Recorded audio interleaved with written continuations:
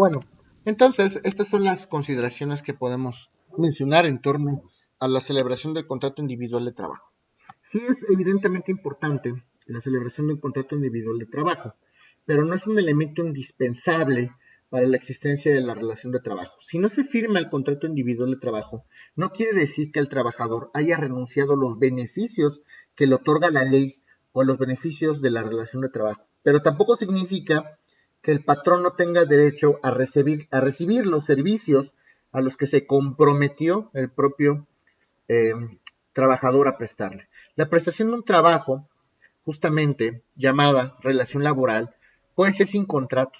La relación de trabajo puede ser prestada de manera verbal o de manera escrita, si es que acontecen o se actualizan las hipótesis de la relación de trabajo.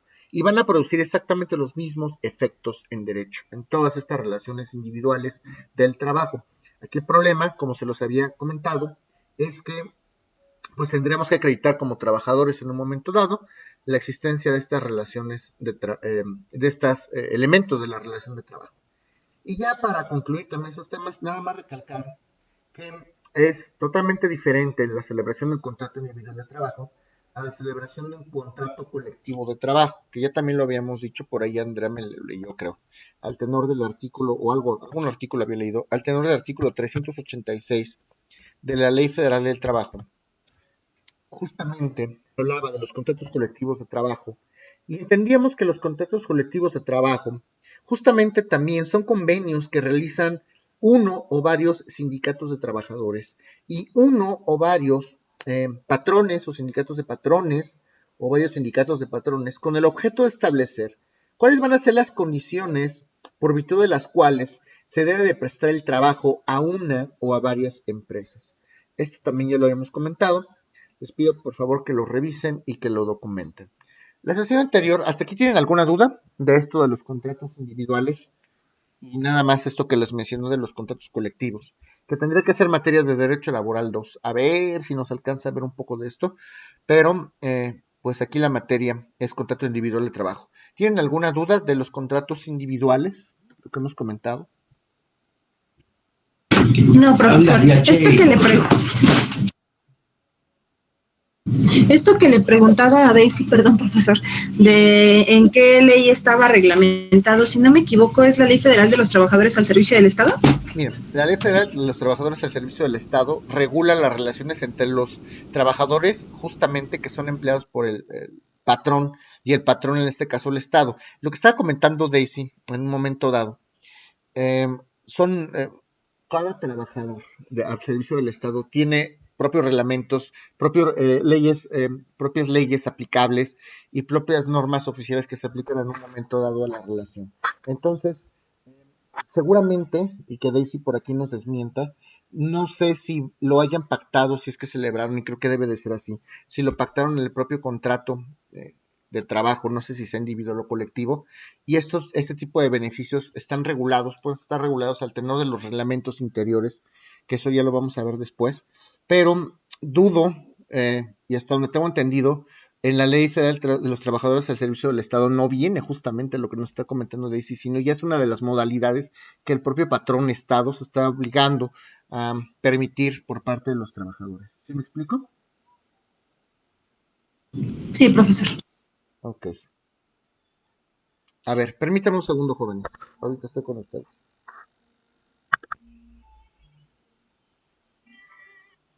Sí, bueno.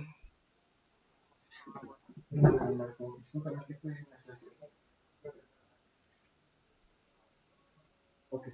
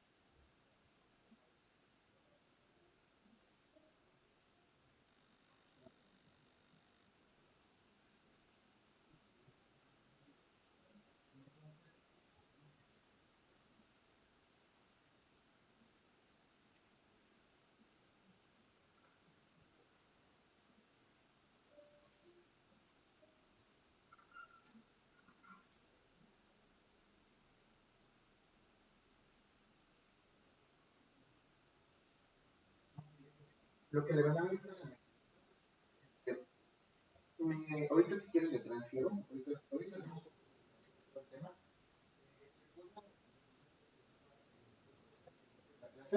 Y ahorita vemos lo de los dineros. Yo les transfiero.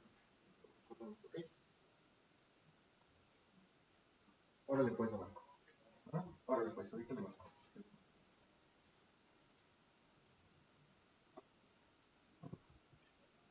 Ya, jóvenes, una disculpa. Perdón. Entonces, pues Profesor, comentábamos, sí, a ver, Daisy, cuéntanos, justo te quería hacer preguntas, cuéntanos. precisamente acerca de lo que les mencioné hace un momento, en nuestro contrato colectivo de trabajo, en la cláusula número 47, habla acerca de las vacaciones. ¿Me permite leérselo, por favor? Sí, claro. Bueno, a la letra dice, por cada año efectivo de servicios, los trabajadores disfrutarán de un periodo mínimo de vacaciones, que será de 16 días hábiles, consecuentemente no se computarán en periodos de vacaciones, días de descanso obligatorio o semanal. Por cada año de servicios se aumentará en un día el periodo mínimo anual, el que no podrá exceder de 20 días hábiles. Los trabajadores pueden optar por disfrutar el total de días de vacaciones del periodo a que tengan derecho, de acuerdo a su antigüedad efectiva, en forma continua o fraccionada, en un máximo de 2 partes, con un número semejante de días. Invariablemente, las fechas de disfrute de vacaciones serán fijadas de acuerdo con los calendarios que aprueben los representantes de las partes en cada dependencia. En el caso de que 2 o más trabajadores soliciten sus vacaciones para las mismas fechas y no sean posibles acceder a ello. Bueno, aquí ya se habla cuando coincidimos precisamente en antigüedad, pues aunque sea por horas, tiene que haber tienen que determinar los trabajadores quién es el que tiene mayor antigüedad, y posteriormente nosotros manejamos aquí lo que es una tabla tanto de antigüedades, periodos, de segundo, de primer, segundo periodo y tercer periodo, que es a lo que yo me refería hace un momento. Yo ya en el próximo año voy a tener el disfrute de un tercer periodo. Como yo ya tengo más de 5 años de antigüedad, mi primer periodo me refleja como yo soy turno nocturno y jornada acumulada, yo tengo un disfrute solamente de 6 veladas, ¿sí? Entonces, eso comprende lo que son los 10 días hábiles o 2 semanas de vacaciones. Pero ya para mi tercer periodo, yo ya puedo tener la opción, como se los leí hace un momento, de poder fraccionar. De hecho, yo tengo la opción de poder fraccionar mis vacaciones. Yo me voy regularmente con la modalidad 1. Solamente disfruto mis 2 semanas de vacaciones, más aparte mi pago de vacaciones, más aparte, si yo quiero, puedo disminuir mi tiempo de vacaciones, pero recibo más pago por las vacaciones. Ok. Muchas gracias, Daisy. Importante esto que me Sí, estás comentando. gracias. Aquí la inquietud justamente era si venía en la ley o no. Pues en la ley ya quedó claro. En la ley no viene ni en la Ley Federal del Trabajo ni en la Ley Federal del Trabajo de los Trabajadores al Servicio del Estado. Pero sí es posible pactarlo entonces en una convención, ya sea en un contrato individual de trabajo o en un contrato colectivo de trabajo, siempre y cuando no contravenga las disposiciones que están establecidas en la propia ley. Lo único que prohíbe la ley, por lo menos en el caso de los trabajadores al servicio de los particulares, no al servicio del Estado, vamos a llamarlo así, es que las vacaciones no sean pagadas por el patrón mientras esté trabajando. En este caso, que es muy concreto y muy específico el caso de Daisy, pues es otra vez el contrato colectivo, está permitido, no es que el patrón le esté pagando las vacaciones a ella, sino se permite hacer esta modalidad, y pues es perfectamente válido, porque no contraviene en ningún momento las disposiciones de ninguna de las dos leyes. Creo que está claro, ¿no, Alma? ¿O alguna otra duda? No, profesor, sí, está perfecto, gracias. Gracias. Bueno, Yo sí tengo una duda. Sí, ¿Por adelante.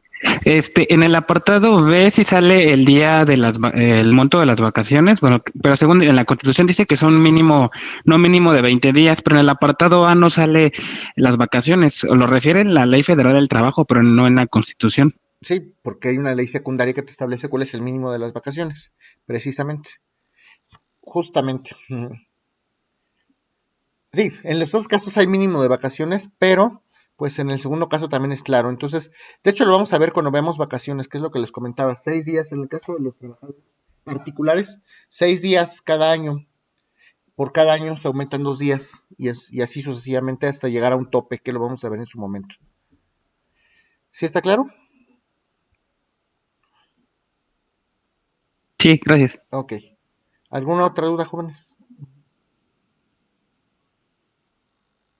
Bueno, entonces ahora retomamos el tema de la duración de las relaciones de trabajo.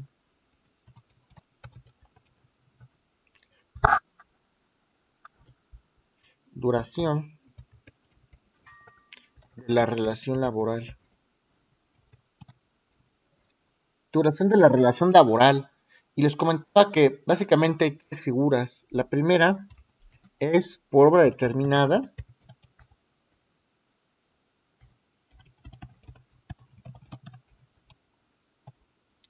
La segunda es por tiempo determinado.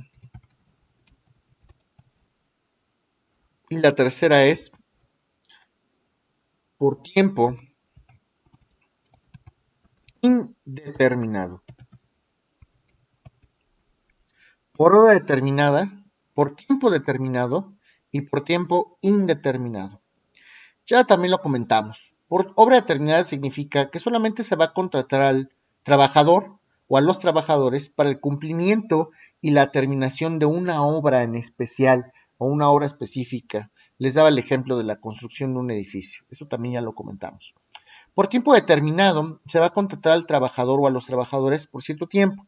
Te voy a contratar por un periodo de 6 meses, por un periodo de un año, por un periodo de 3 meses, 5 meses. Y a lo mejor te voy a poner a prueba ese tiempo para ver si podemos convalidar en un momento la relación de trabajo. Si es que se termina la relación de trabajo y queremos volver a contratar, lo podemos hacer así. ¿Ok?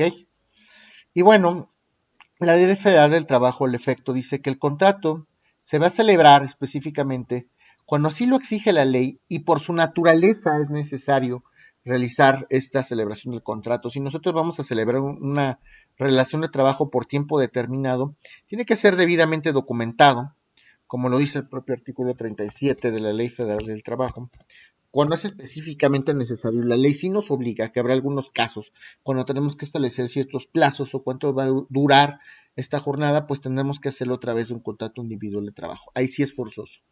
Y el tercer supuesto es la relación de trabajo por tiempo indeterminado, donde se contratan los trabajadores sin que conozcan las partes la fecha de la terminación de la relación laboral. Esta es la última modalidad y esta es la que más se prefiere, esta es la modalidad que más se prefiere, esta de tiempo indeterminado, porque de esta manera se garantiza la estabilidad en el empleo. Cuando nosotros contratamos a un trabajador por tiempo indeterminado, garantizamos hasta cierto momento o hasta cierto punto justamente la estabilidad en el empleo de los trabajadores. ¿Tienen alguna duda de lo que les acabo de mencionar? Ya lo habíamos visto, fue lo último que vimos en clase. No, profesor. Bueno, ahora sí, vamos a entrar a un tema por demás importante. Aquí se van a despejar ustedes de bastantes dudas. Vamos a iniciar el tema de la suspensión, la rescisión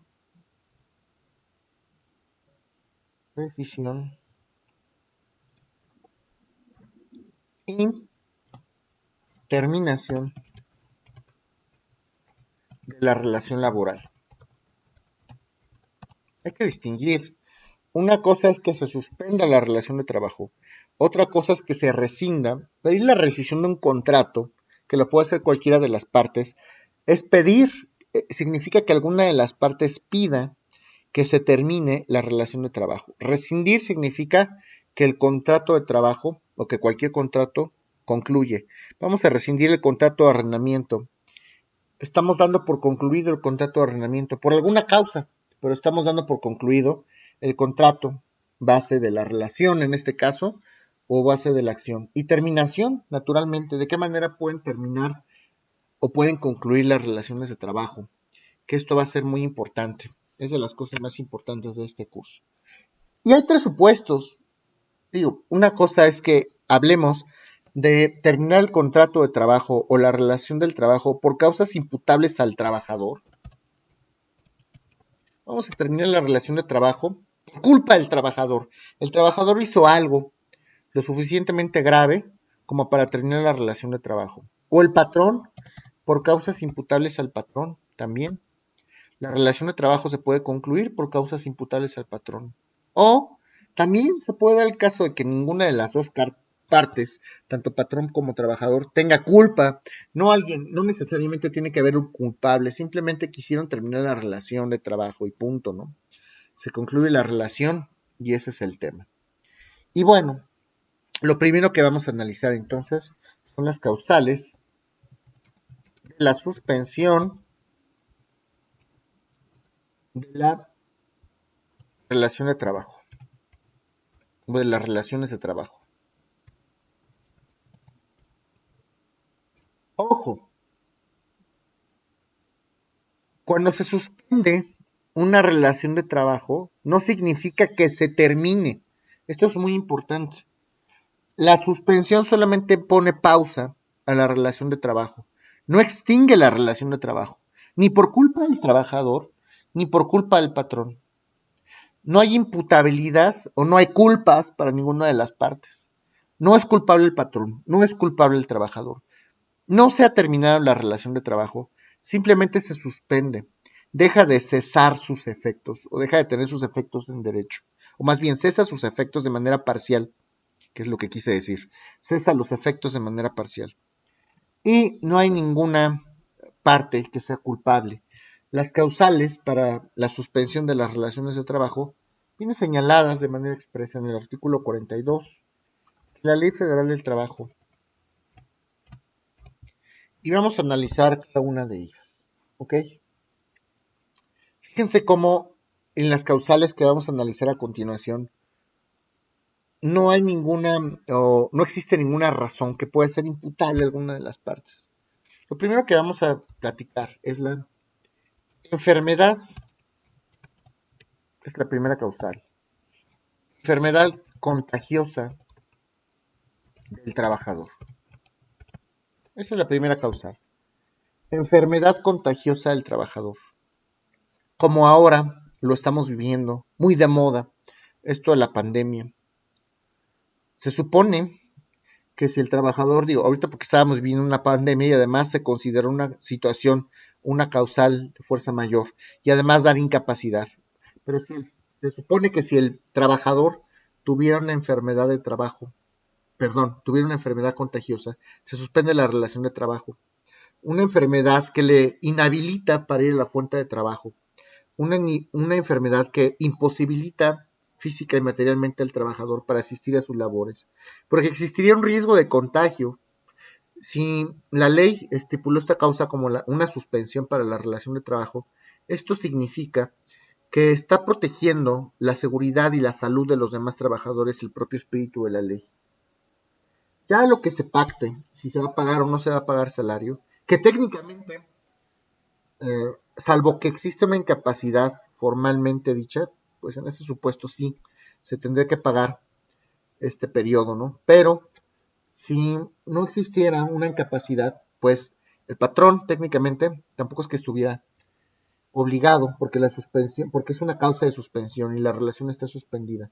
En la realidad, las leyes obligan a pagar al patrón en estos casos justamente de enfermedad, porque no podemos dejar al trabajador en estado de indefensión. Supone que la primera causal es esta. Y esto fue lo que pasó en gran medida en esta etapa de pandemia. ¿Tienen alguna duda de esta causal?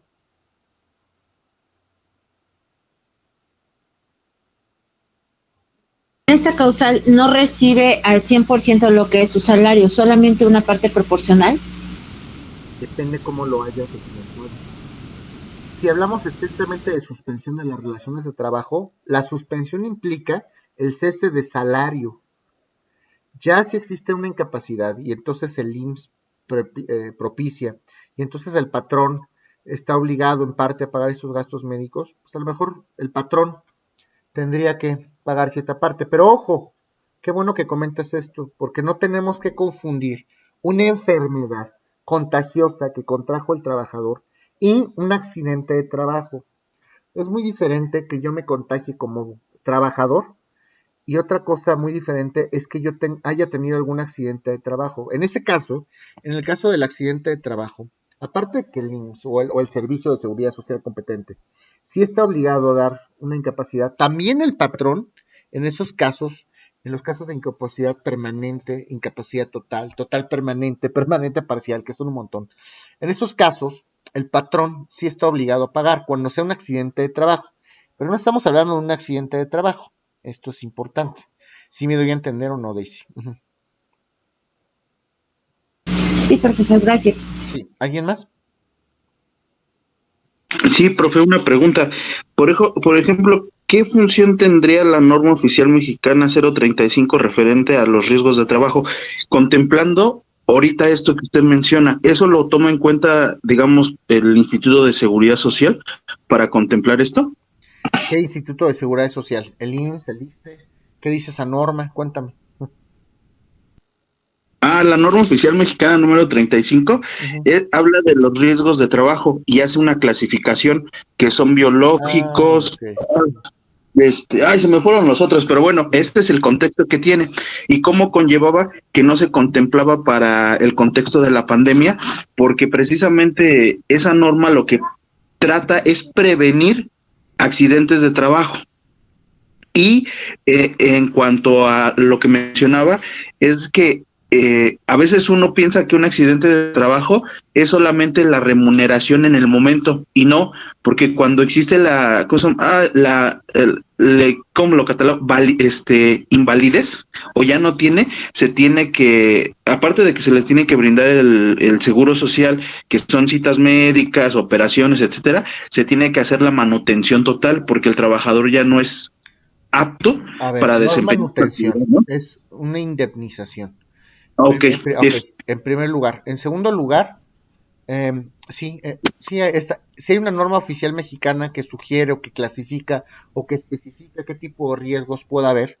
Lo cierto es que la propia Ley Federal del Trabajo te establece cuáles son los tipos de incapacidad que hay por accidente de trabajo. Una cosa son accidentes por riesgo de trabajo. Otra cosa es que tú tengas o se te sobrevenga una incapacidad por un riesgo de trabajo. Y ese riesgo de trabajo o ese accidente de trabajo, mmm, obviamente, como hay un sistema de seguridad social, ese accidente de trabajo tiene que ser clasificado. Te puedes seguir, a lo mejor, si tú tuviste un accidente de trabajo, puede ser que tengas secuelas permanentes, pero que sí te sí sigas teniendo la posibilidad de trabajar. En cuyo caso, a lo mejor te van a cuantificar alguna indemnización. ¿Por qué? Pues porque las secuelas van a ser permanentes para toda tu vida, pero sí te sigue, sí sigues teniendo la posibilidad de trabajar, sí sigue siendo viable para trabajar. O puede ser que la consecuencia de ese accidente de trabajo sea por un tiempo determinado, en cuyo caso solamente se te dará una indemnización por un tiempo determinado. O puede ser que el accidente sea tan grave como para que ya en el futuro estés totalmente incapacitado para siempre para trabajar desde el momento en que tuviste el accidente, en cuyo caso también se tiene que clasificar. Lo que pasa aquí es que cuando sucede un accidente de trabajo, pues tú te vas al IMSS. El IMSS obviamente te examina. En principio a lo mejor puede haber un diagnóstico, pero sí lo pasan a un departamento especial, específicamente determinado, para que peritos médicos, un departamento auténtico que se dedica a esto, emita un dictamen para clasificar justamente de qué magnitud fue el riesgo de trabajo, fue el accidente de trabajo y qué tipo de incapacidad te van a dar. Y en función a eso, el Instituto Mexicano del Seguro Social pues tendría que pagar justamente de manera periódica o no periódica un dinero, ¿ok? Ahora, hablando del patrón, si el accidente de trabajo si más bien si se considera accidente de trabajo y está obligado a pagarlo el patrón, pues el patrón también tiene que pagar. Esto es totalmente independiente a lo que le da el IMSS. Es más, accidente de trabajo se puede considerar desde que tú sales de tu casa y cierras el picaporte y vas al trabajo. No estás físicamente en la fuente de empleo. Si tú te robas las escaleras para ir al trabajo, eso puede ser considerado como un accidente de trabajo. Desde ahí le tiene que entrar el patrón a pagar. Esto es importante. Ahora, el tema del COVID y todo este tipo de situaciones son manejadas desde el punto de vista interno a través de la Secretaría de Gobernación. Son causas que son emergencias sanitarias, que son consideradas así, no solamente por las autoridades mexicanas, sino por las autoridades a nivel mundial.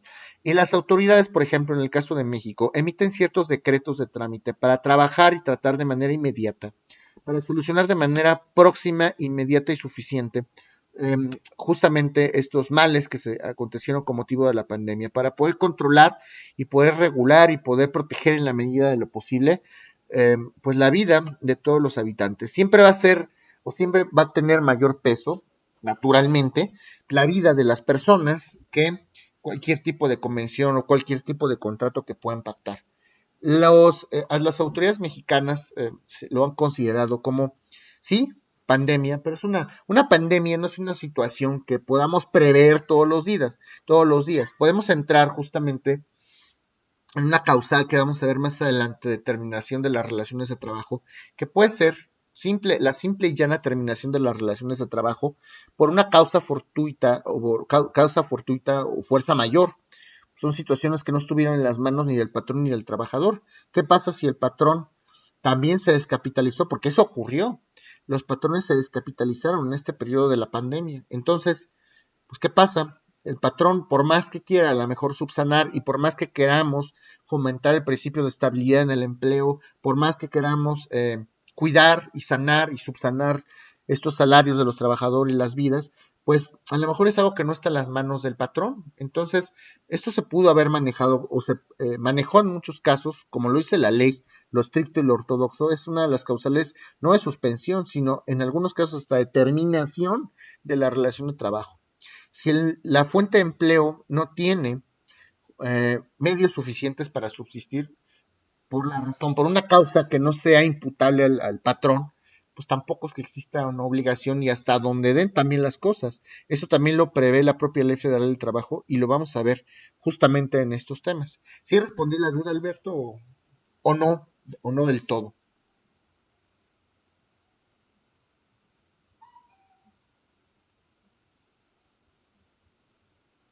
Gracias, profe. Sí, eso queda más claro. Le agradezco. Ok, Profesor, sí, pero la misma NOM 35 solamente se refiere, por ejemplo, la NOM maneja solamente 3 niveles, ¿no? Dependiendo del número de trabajadores que haya en cada unidad laboral.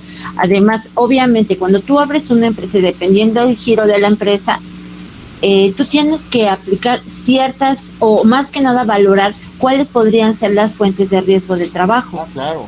Entonces, la NOM simplemente pues va a dar pie a lo que es una previsión psicosocial en el trabajo. Claro, y esto que comentas es muy importante, porque una cosa es que tú vayas a realizar, que tú como trabajador vayas a realizar una labor o un trabajo especialmente peligroso, en cuyo caso específicamente, y sí, los patrones están obligados debidamente a respetar y a tener todo el material y a tomar todas las medidas necesarias.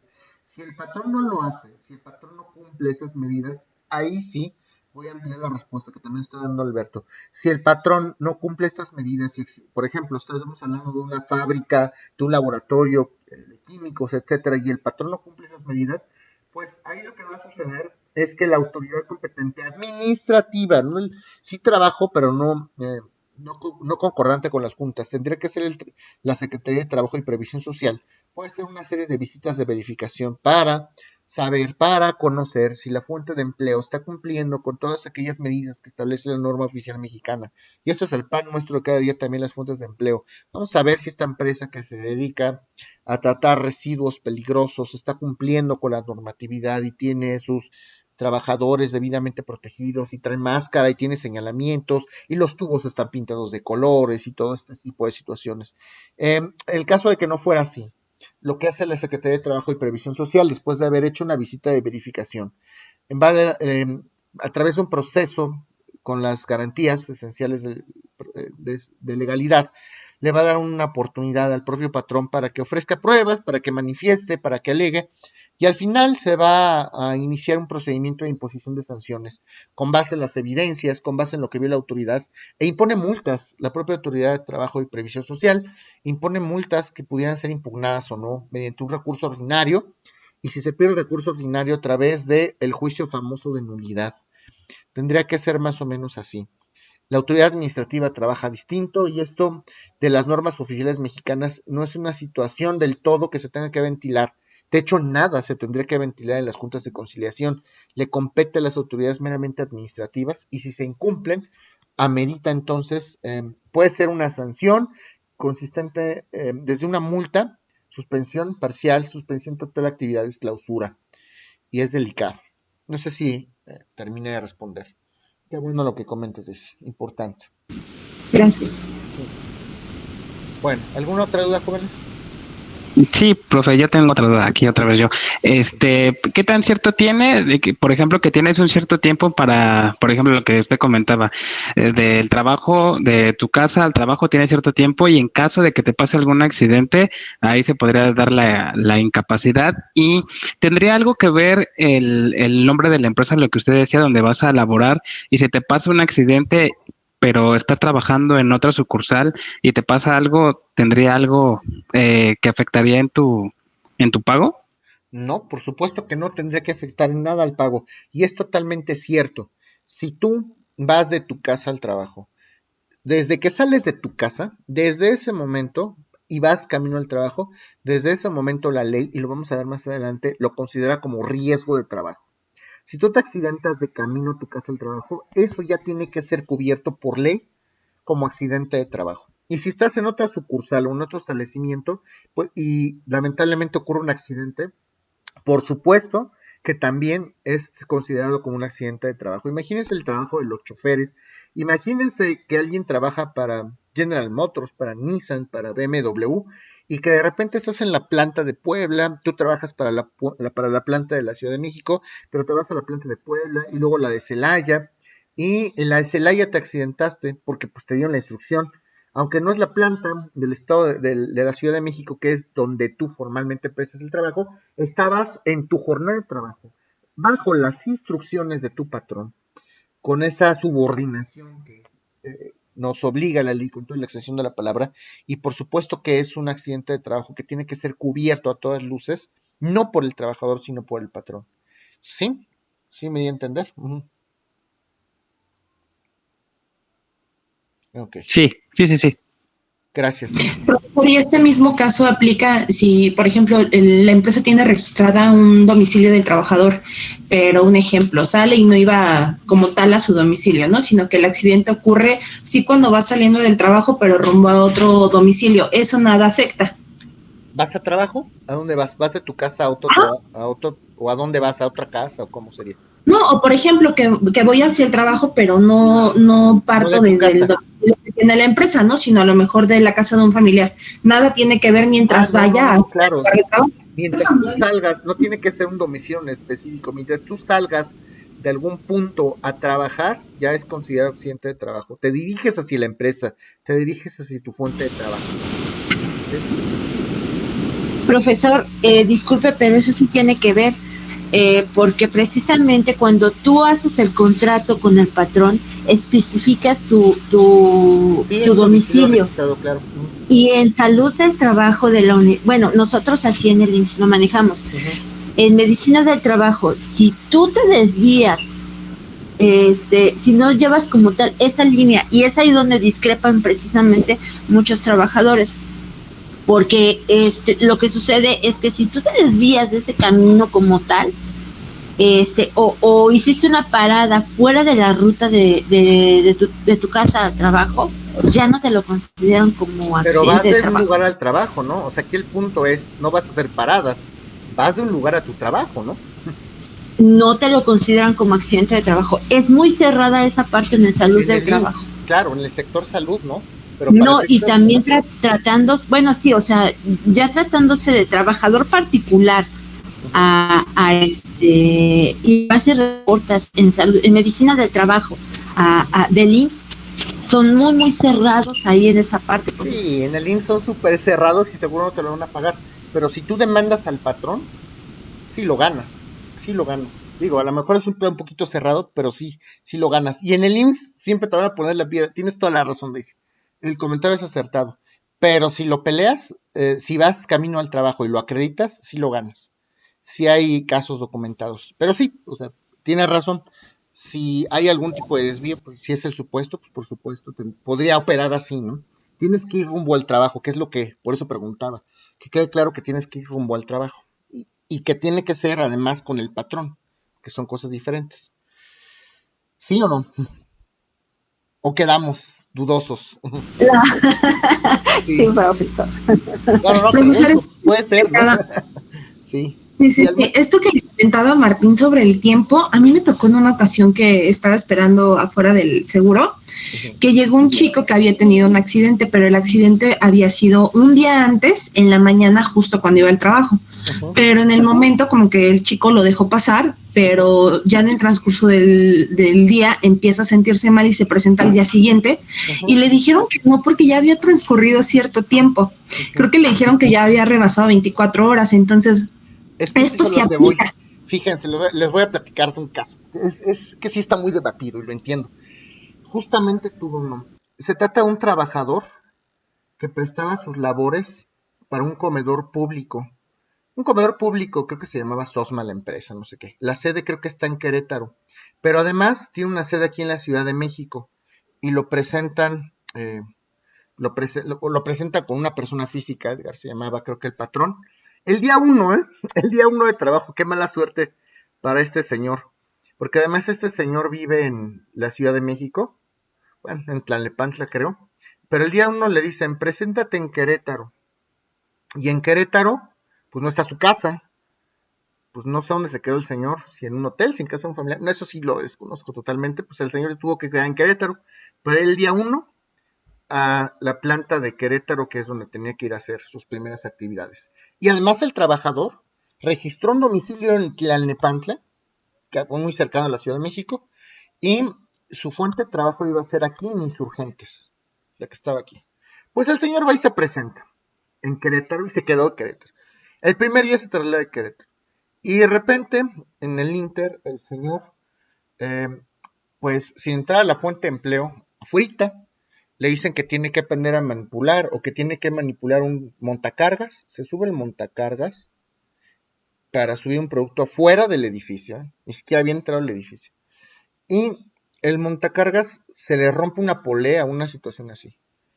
Y el señor cae de pie de no sé cuántos metros, se rompe todos los huesos de los dos pies, literalmente el calcáneo, no sé qué situación.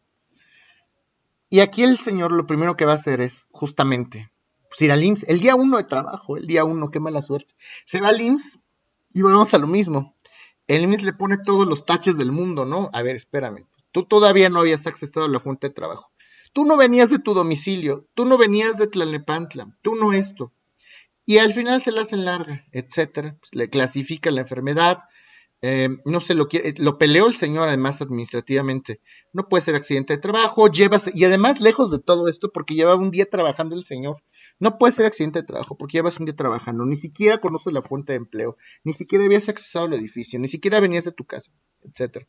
Pues al final, el señor después de haberlo peleado consigue algo. Y además fueron rasgos permanentes. Y el patrón le dice, oye, pues ya te pagó el IMSS. Sí, ya me pagó el IMSS, pero tú también como patrón estás obligado a cubrirme el riesgo de trabajo. ¿Yo? No, ¿yo por qué? No, sí, la ley lo dice. No, y no, y no, y no. Y justamente esto, no, y no, y no. O sea, la relación con el IMSS, al final, pudo arreglar algo. Por supuesto que le pusieron todos los impedimentos del mundo. Demandó al patrón, y sí, no mucho, pero sí se la concedieron, ¿eh? Sí le concedieron el accidente de trabajo y condenaron al patrón a pagarle una indemnización al señor. Entonces, pues ya son cosas muy, muy, muy, muy específicas. Si me doy a entender o no.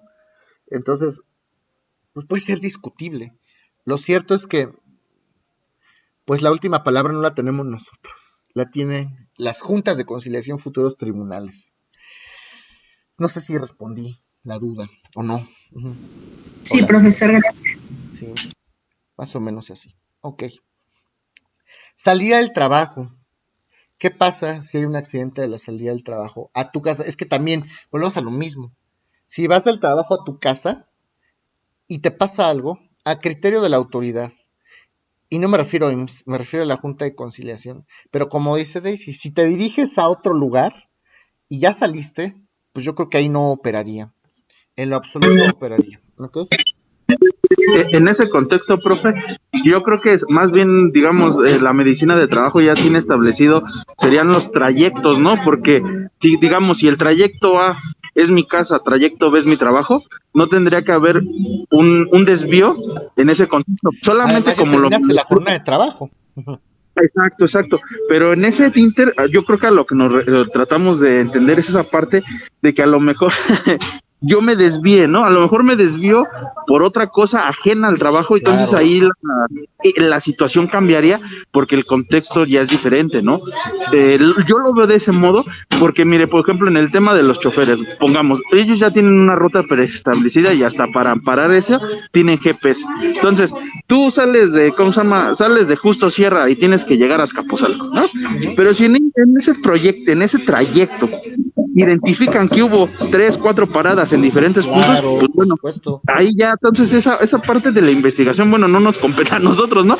Pero sí entenderla en el contexto que aplica salir de casa a trabajo y lo mismo de regresar, ¿no? Porque si yo salgo a las 3 y que regresé a mi casa a las 8, pues bueno, el trayecto ya pasó. Ya y no pasó, entonces ya no te fuiste a otro lugar, te fuiste a tomar una cerveza con tus amigos, eso no tiene que ver con el trabajo, y tuviste un accidente.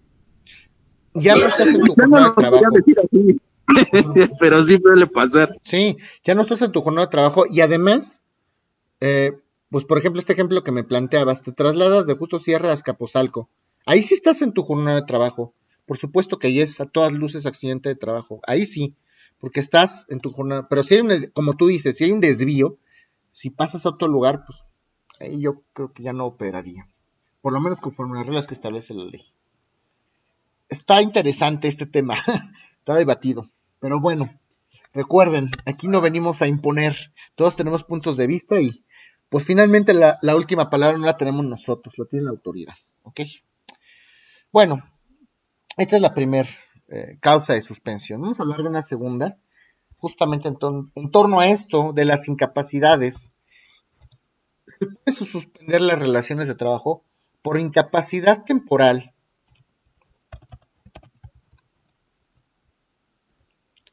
Y además esa incapacidad temporal tiene que ser ocasionada por un accidente o enfermedad que no constituya un riesgo de trabajo. Fíjense bien, y es justamente lo que estamos platicando ahorita. Si el trabajador se ve incapacitado, tiene una incapacidad temporal, o sea, no puedo trabajar por ahora. Incapacidad temporal significa que durante un plazo el trabajador no puede laborar. Y además esta incapacidad se suscitó por una cuestión totalmente ajena a la relación de trabajo o a riesgo o por una situación totalmente ajena a un accidente de trabajo. Imagínense que el fin de semana ustedes están arreglando la casa, se caen y se fracturan el pie. No pueden caminar en la planta. Eso es una incapacidad temporal y no nada tiene que ver con los riesgos de trabajo. En este caso, pues se suspende la relación de trabajo. Y ojo, una cosa es suspender la relación de trabajo y otra cosa es incurrir en una causa injustificada para el trabajador y que pueda ser despedido. Por ejemplo, hay una causal, y lo vamos a ver, que es faltar en un periodo de 30 días, 3 días que pueden ser consecutivos o no. Eso sí es una causa de despido justificado. Pero, pues aquí nos está actualizando ese supuesto. Aquí yo le estoy avisando al patrón.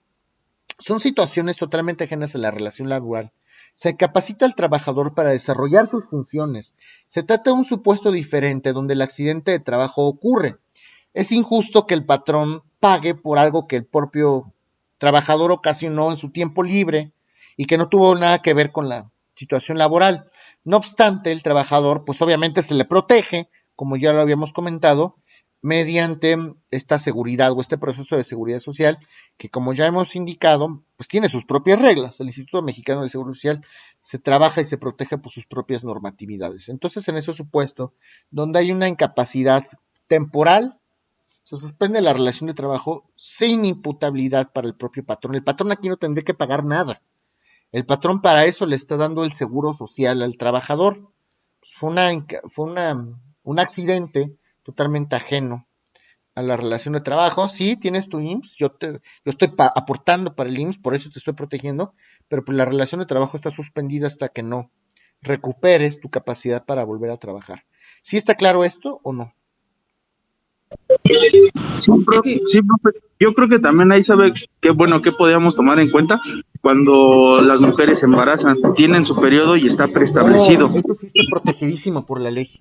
No, en ese contexto, porque lo del accidente, pues sí es temporal, pero también digamos en este tema de hecho, cuando mi esposa de los dos embarazos, cuando fuimos a salir, ellas mismas nos decían, dice, esto es una incapacidad de trabajo temporal, el embarazo para ellos es clasificado así, ¿no? Entonces ese contexto es el que te permite ver, porque de hecho hasta ampliaron un poco más el plazo, que son después de las 36 semanas, dos, son 90 días, si no mal recuerdo. Así es, sí.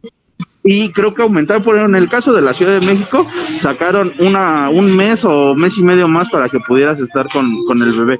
Pero eso sí está, como menciona, todo bien protegido, pero también es un ejemplo clarísimo y ese está amparado totalmente. No, pero ahí te va exactamente, porque la ley sí protege a la mujer embarazada. Sí, claro, es una incapacidad.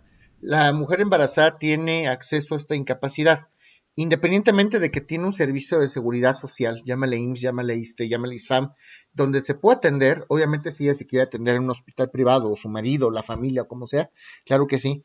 Aquí el patrón sí tiene obligación con la embarazada. Aquí el patrón sí tiene esta parte. Digo, no es un accidente de trabajo, pero sí tiene que, también, no tendría por qué privar de su salario a una mujer embarazada. A diferencia de este supuesto, en ese supuesto, que no es un embarazo propiamente dicho, pues no tiene que pagar el patrón absolutamente nada. ¿Ok? Nada más hago esa aclaración. ¿Alguna otra comentario, otra duda? Bueno, hay un tercer supuesto en el que se pueden suspender las relaciones de trabajo. Fíjense bien. Prisión preventiva. Y una prisión preventiva no en cualquier supuesto. Una prisión preventiva donde después se determine que el reo o el procesado, a través de una sentencia definitiva, resultó inocente, o una sentencia definitiva absolutoria. Fíjense bien el supuesto. Esto es muy importante. Si de repente algún trabajador lo agarran afuera para procesarlo penalmente, lo sujetan, lo supeditan a un proceso penal, si la autoridad competente, el juez vamos a decir, en la audiencia inicial, en esta parte de la instrucción, el juez inicial declara entonces que va a ser necesario, este juez de control, perdón, el juez de control declara que sí es necesaria una prisión preventiva para que el reo sea procesado y mientras es procesado esté en la cárcel, en una manera de prisión preventiva, pues pobre señor, ya va a tener que estar supeditado a atravesar un proceso penal privado de su libertad. ¿Y qué pasa ahí? Pues ahorita la relación está en punto suspensivo, la relación de trabajo. ¿Y qué va a pasar con mi trabajo? Se va a suspender la relación de trabajo. Pero además, para que pueda volver a trabajar esta persona en la fuente de trabajo, tiene que haber concluido el proceso y tiene que haber resultado inocente. Lo tuvieron que haber absuelto de los cargos, porque entonces no se acontece un supuesto consistente en que el trabajador cometió algún delito, porque la comisión de un delito puede ser una causal para que se le para que se le para que se termine la relación de trabajo sin responsabilidad para el patrón. Pero en ese supuesto, ya se acreditó con una sentencia absolutoria que aunque haya estado privado de su libertad, porque estaba atravesando por un proceso penal, le dieron prisión preventiva, pues al final resultó inocente. La suspensión de la relación de trabajo operó a todas luces, pero como él resultó inocente, puede recuperar su trabajo, este trabajador, siempre y cuando, aunque haya sido privado de la libertad a través de la prisión preventiva, al final obtenga una sentencia absolutoria. ¿Sí me explico o no?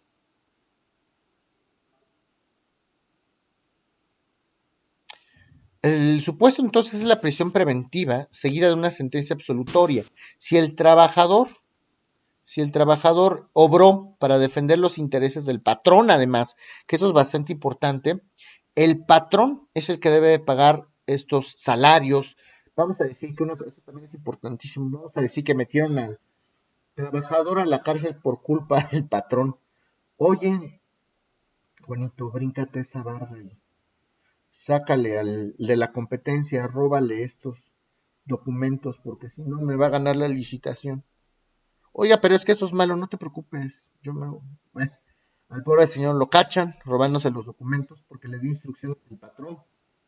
Pues obviamente el patrón en ese supuesto está obligado no solamente a no rescindir la relación, sino a seguirle pagando estos salarios al trabajador. Fue por su culpa. ¿Sí me doy a entender o no? Independientemente de que pueda haber responsabilidades penales, Totalmente. Profesor, Sí, yo tengo una pregunta. sí. En el caso, por ejemplo, vamos a llamarle un Oxxo. Entra un ladrón, está el empleado en su hora de trabajo, pero el ladrón, aparte de robar, agrede físicamente al trabajador, pero el trabajador en su defensa, pues, lo termina hasta matando. ¿Ahí qué pasa? Lo mismo, exactamente lo mismo. Estamos supeditados a la opinión de un tercero, como siempre estamos atados de manos. ¿Qué pasa si el trabajador lo mató en legítima defensa? Tú puedes decir que es legítima defensa, pero ni tú ni yo somos jueces penales. El juez penal al final tendría que determinar que sí fue en legítima defensa y que no fue exceso de legítima defensa.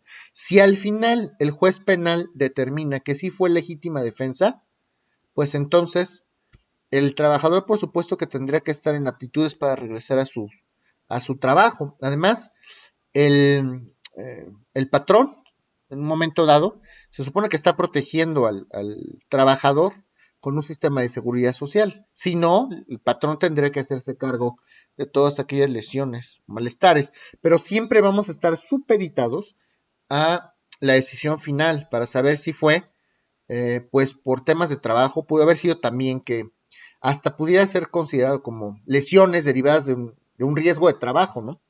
Si es que al final la autoridad penal considera que no fue un homicidio doloso o culposo o lo que sea, ¿no? Si me debo entender o no. Estamos supeditados, entonces, a ver qué dice el juez, y si fue legítima defensa o no. Sí, me di a entender o no. Sí, profesor. Profesor, pero entonces podríamos decir que cuando ocurre el incidente, a partir de ese momento en el que es aprendido, empieza la suspensión tanto del trabajo como del pago.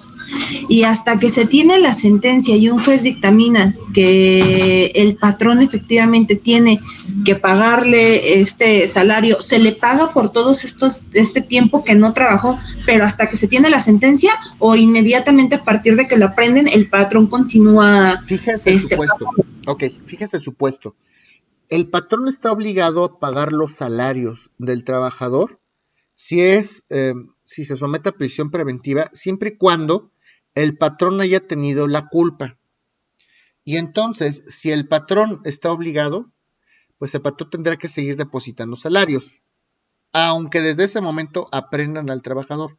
Y si no se los paga al trabajador, el trabajador lo puede hacer valer después. Pero a ver, es bien distinto el supuesto que el patrón tenga la culpa a que hayan aprendido al trabajador por causas ajenas al patrón. En ese supuesto, el patrón no está obligado a seguir pagando los salarios, se suspende la relación de trabajo. ¿Sí me explico? Yo no tuve culpa, por ejemplo, esto que me decía Daisy, Pues sí es muy desafortunado, pero pues ni modo que el patrón haya tenido la culpa de que saltaran al trabajador. Ahí sí, si no tuvo la culpa, pues no tendría por qué cubrir. Si fue por culpa del patrón, ese es otro supuesto, el patrón sí tiene que cubrir los salarios. Desde ese momento. Y si no fue así, y al final la autoridad determina pues que si es inocente, pues el trabajador podría reclamar ese pago de salarios que el patrón tuvo la obligación justamente de pagar durante todo ese tiempo. Sí lo respondí, sí me di a entender. Uh-huh. Sí, y por ejemplo, en el caso que usted decía, lo pagará, pero obviamente pues ahí va a haber una disputa, ¿no? Porque el patrón no va a querer reconocer su responsabilidad de decirle, ve y roba los documentos para la licitación. Claro. Entonces, sí, hasta que tengan la sentencia y se determine que efectivamente el patrón tiene responsabilidad, a partir de ese momento pagará esos salarios. Y eso será ya un tema que se deberá tratar en la Junta de Conciliación y Arbitraje, porque el artículo es expreso. El artículo sí dice que si es por causas imputables al patrón, tiene que pagar. Entonces, tú ya saliste absuelto de esa sentencia. Le dices al patrón, oye, fue tu culpa, págame. ¿Yo? ¿Cuándo? ¿Por qué? ¿A qué hora? No. Bueno, entonces te voy a demandar. Lo demandan y el tema es acreditar a la Junta que efectivamente fue por culpa del patrón. Hay testigos, hay videograbaciones, hay cámaras de seguridad, hay audios, no sé, lo que sea. Si acreditas eso, pues ya, ni modo, tendrá que pagar el patrón. ¿Ok? Bueno, sí, profesor, gracias. Sí, ¿alguna otra duda? Mira, profesor, por ejemplo, en este caso de prisión preventiva, bueno, la suspensión por prevención preventiva, el patrón puede abstenerse de volver a instalarlo en su trabajo por por ese asunto o cualquier otro. No, está suspendida la relación. La relación no ha terminado. Solamente si al final la sentencia fuera condenatoria o en contra del trabajador. Si el trabajador sale condenado y resulta que sí resultó culpable, ahí sí se termina la relación de trabajo sin responsabilidad para el patrón. Pero si el trabajador resulta absuelto, la relación de trabajo puede convalidarse y se retoma. No está obligado el patrón a pagarle los salarios anteriores, pero sí está obligado a respetarle su plaza, vaya. Y si no, demandas despido injustificado. ¿Sí me explico? Sí, pero por ejemplo, si el patrón, bueno, ya que está obligado a que regrese a su empleo, pero, o sea, si desconfiara por, obviamente, que tuvo prisión preventiva, o sea, tendría que regresarlo al empleo y ya después a lo mejor, despedirlo. No, no tendría por qué despedirlo. Y si lo despide, tiene que demandar el trabajador. De hecho, pues, tiene que retomar su trabajo normal, cual si nada hubiera pasado. Digo, no te pago salarios porque no fue mi culpa, pero pues tú regresa a tu trabajo normal. Y obviamente, a lo mejor ¿qué pasa en la realidad? Ese es el mundo del ser, ¿no? Ese es el mundo, perdón, del deber ser. En el mundo del ser, lo que ocurre es que efectivamente, a lo mejor el patrón puede desconfiar y decir, híjole, pues ¿qué hago? Estoy obligado a respetarle la plaza, pero pues ya no me siento tranquilo, ¿no? Pues si lo vas a correr, nada más tienes que asumir que es un despido injustificado, que le tienes que pagar todo lo que le debes, si le debes salarios, si le debes vacaciones, etcétera, etcétera. Y si este fuera el supuesto, pues también tienes que entrarle con la indemnización constitucional de 3 meses. ¿Sí me explico? Sí, sí, gracias. Ok. ¿Alguna otra duda, jóvenes? Bueno, ya solo nos falta una hora. Son las 11:15, nos vemos 11:25. Sí.